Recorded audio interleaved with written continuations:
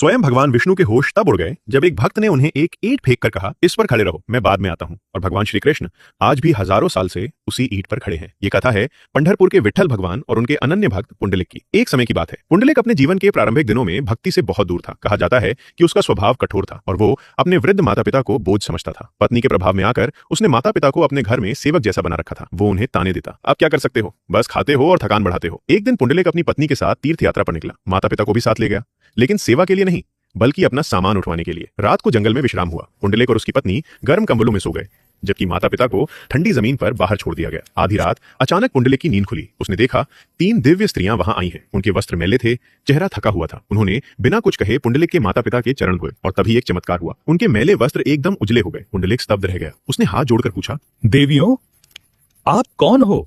हम गंगा, यमुना और सरस्वती हैं। पापियों के स्नान से हम मलिन हो जाती हैं, लेकिन इन वृद्धों की सेवा से हम फिर पवित्र हो गईं। ये सुनते ही पुंडलिक का हृदय बदल गया। जिस मन में अहंकार था वहां पश्चाताप भर गया।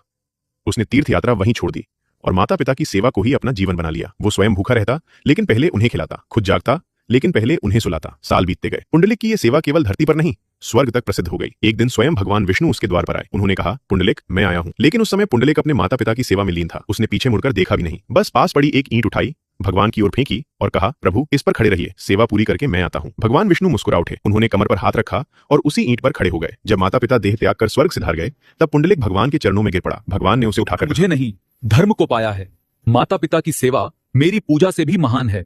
मैं यहीं खड़ा रहूंगा ताकि संसार कभी ये न भूले। आज वही स्थान पंढरपुर का विट्ठल मंदिर है, जहां भगवान कमर पर हाथ रखे उसी ईंट पर आज भी खड़े हैं। जो भगवान को पाना चाहता है उसे पहले अपने कर्तव्य निभाने होते हैं। माता पिता की सेवा सबसे बड़ी भक्ति है। अगर ये कथा आपके हृदय को स्पर्श कर गई हो तो कमेंट में जय श्री कृष्ण अवश्य लिखें और ऐसी और कथाओं के लिए चैनल को सब्सक्राइब